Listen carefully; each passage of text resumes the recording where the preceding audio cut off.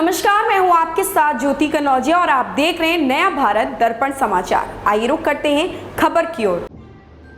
आचार्य नरेंद्र देव कृषि एवं प्रौद्योगिकी विश्वविद्यालय कुमारगंज अयोध्या में कार्यरत सहायक अध्यापक पशु सूची जीव विज्ञान विभाग डॉक्टर R.K. दिवाकर एवं वेटरनरी के अंतिम वर्ष के छात्रों ने किसानों के लिए विभिन्न प्रकार की जानकारियां समाचार के माध्यम से उपलब्ध कराई। आप भी देखिए हमारे ब्यूरो चीफ अमरनाथ यादव के साथ खास पेशकश नया भारत दर्पण समाचार पर। सड़न के साथ साथ वहाँ पे कुछ जीवाणु ग्रो करेंगे और उसके कारण थनैला रोग शुरू होता है। तो थनैला से जो जरूरी है कि अगर हमारे पास उन किसान भाइयों के पास जो ज़्यादा दूध देते, उन किसान भाइयों के पास जो जिनके पास ऐसी गाय या भैंसें हैं जो ज़्यादा दूध देती हैं, तो ज़रूरी है कि पूरा दूध जो है उसका अच्छे से निकालें, क्योंकि एक नियम है दूध निकालने का, फुल हैंड मिल्किंग जो कहते हैं। जैसे अगर आपका ये थन है तो थन में हम हमारे यहाँ जो करते क्या है कि ये अंगूठे को लगा करके दूध दोहने की प्रथा है कि उससे हम नीचे नीचे की ओर दोहनी करते हैं। उससे होता क्या है कि एक जगह एक पर हम थन पे प्रेशर देते हैं, तनाव उस पे जाएगा और वहाँ गांठ सी बनने लगती है। उस गांठ के कारण धीरे धीरे थन जो है वो उसमें हार्डनेस, कड़ापन आने लगेगा और वो जो नली है वो नली सिकुड़ने लगेगी। तो दोहनी करने के बाद पशु को तुरंत बैठने ना दें। उसको दोहनी करने के बाद, दोहनी करने से पहले और बाद में दोनों बार आप या तो साबुन से धुल दें या साफ पानी से उसको साफ कर दें और कम से कम 15 से 20 मिनट तक जानवर को खड़ा रखें। उस समय आप चारा डाल सकते हैं ताकि वो बैठे नहीं, खड़े होकर ही खाए। क्योंकि जब आप दोहनी करेंगे तो टीथ जो कैनाल है वो खुली रहती है। जब खुला रहेगा तो जो वातावरण में जो बैक्टीरिया हैं, जो जीवाणु हैं, वो उस नली के माध्यम से थन के अंदर चले जाते हैं, जिससे थनैला हो सकता है। थनैला के कई कारण होते हैं होने के। थनैला जो है मुख्यतः जो बताते हैं या हम लोग जब हॉस्पिटल में जाते हैं तो देखने को मिलता है कि जीवाणुओं से और जीवाणुओं के बाद गंदगी से, इन दो कारणों से थनैला हमारे डेयरी फार्म में हो या किसान भाइयों के घर पे हो तो थनैला देखने को मिलेगा। तो थनैला के लिए जो कोई ऐसी वैक्सीन नहीं बनी है कि हम वैक्सीन लगा दें और थनैला ना हो। तो उसके लिए सबसे ज़रूरी है कि आप ऑक्सीटेट्रासाइक्लिन, जो गरीब परिवार के जो किसान भाई हैं वो ऑक्सीटेट्रासाइक्लिन 100 ml की एक वायल रखें, उसको सिरिंज में भर करके, अगर आपको महसूस हो रहा है कि थनैला हमारे जानवर को हो गया। थनैला का पता हम तब लगा सकते हैं जब दोहनी करेंगे तो उसके साथ साथ हल्का सा ब्लड आएगा, खून आएगा दूध के साथ ही। तो अगर खून आ रहा है तो इसका मतलब कि थनैला की शुरुआत हो गई है।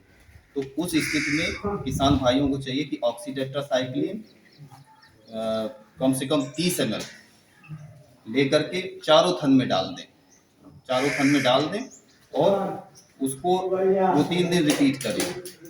दूसरा 30 ml लेकर के चारों थन में डाल दें, चारों थन में डाल दें और उसको 2-3 दिन रिपीट करें। दूसरा तरीका ये है कि अगर इन्फेक्शन फैल गया है, क्योंकि अगर इन्फेक्शन ज़्यादा फैल गया तो उसका कोई ट्रीटमेंट नहीं है, क्योंकि वो कड़ापन हो जाएगा, धीरे धीरे दूसरा थन पकड़ लेगा, तीसरा, फिर चौथा थन पकड़ लेगा और पूरा जो आयन है वो उसमें हार्डनेस हो जाएगी, कड़ापन आ जाएगा और कठोर होकर के हमारा जानवर पे किसी काम का नहीं रहेगा। इसलिए अगर जिस थन में हम ट्रीटमेंट कर रहे हैं कुछ संभावना समझ में नहीं आ रही, उस थन को ड्राई कर देना चाहिए, सुखा देना चाहिए, ताकि इन्फेक्शन हमारा सिर्फ एक ही थन में रहे और वहीं से वो खत्म हो जाए, बाकी थनों में ना आने पाए। तो उसके लिए कुछ दवाइयाँ रहती हैं। इसके लिए आपको स्वयं नहीं करना है, हमारे निकटतम पशु चिकित्सालय में जाकर के पशु चिकित्सा अधिकारी से संपर्क स्थापित करके पूरा उसको जानकारी देना है कि ऐसा ऐसा हमारे पशुओं के साथ हो रहा है। तो वो हमारे जो पशु चिकित्सा अधिकारी हैं वो आपके यहाँ जा करके कुछ वो मेडिसिन बनाते हैं और उससे थन को वो सुखा देंगे। तो ये 2 तरीका ये हो गया। तीसरा ये है कि आप अपने पशुओं को अच्छे से खाना पीना जब देंगे तो दूध उत्पादन ज़्यादा रहेगा। बड़ी डेयरी फार्म में हम मिल्किंग मशीन से दूध निकालते हैं, क्योंकि वहाँ पे हमारी इतनी लेबर नहीं रहती कि वो हैंड मिल्किंग जो हाथ से दोहनी कर सकें।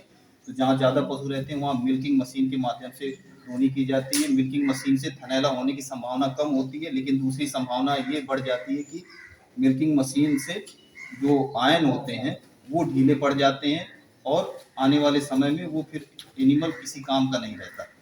तो ये कुछ महत्वपूर्ण चीज़ें हैं जो हमारे किसान भाइयों को ध्यान रखना चाहिए। कुछ दवाई जो है उसको नोट करके रखिए, जैसे एक ऑक्सीटेट्रासाइक्लिन हो गया, एविल हो गया, या आप ऑक्सीटेट्रा के साथ साथ एमॉक्सिसिलिन, क्लोक्सासिलिन के एंटीबायोटिक्स हैं, उसको आप रखिए। थन को अच्छे से साफ रखिए और समय समय पर निकटतम पशु चिकित्सालय से संपर्क स्थापित रखिए। अपने पशुओं का समय समय पर टीकाकरण कराइए, ताकि इन्फेक्शन कहीं से भी आ सकता है, बाहरी माध्यम से भी आ सकता है और इंटरनल जो बॉडी के शरीर के अंदर अगर कोई दूसरा रोग हुआ है, जो वो रोग फिर हो सकता है कि कुछ जीवाणु हमारे दूध के माध्यम से बाहर निकल रहे हैं, वो भी थनैला रोग करते हैं। तो इन सब चीज़ों का हमारे किसान भाइयों को ध्यान रखना चाहिए। के बारे में उसका ट्रीटमेंट बताना चाहता हूँ। उसका कोई स्पेसिफिक ट्रीटमेंट नहीं होता है, उसको हम सिम्प्टोमेटिक ट्रीटमेंट से सही कर सकते हैं। जैसे हम कोई भी एंटीबायोटिक देते हैं जिससे उसमें जो घाव हो रहा है वो सही हो सकता है, और उसमें सबसे ज़्यादा हम लोग यूज करते हैं लाल दवा का और बीटाडीन का। लाल दवा से सफाई करने के बाद उसमें जहाँ पस हो रहा हो वहाँ हम लोग बीटाडीन का सही से यूज करते हैं, जिससे कि उसमें इन्फेक्शन होने के चांस कम हो जाते हैं। और जैसे दर्द के लिए हम लोग मेलोनेक्स लगा देते हैं और एंटीबायोटिक दे देते हैं। और कभी कभी अगर ऐसी खबर से जुड़े रहने के लिए आप देखते रहिए नया भारत दर्पण समाचार।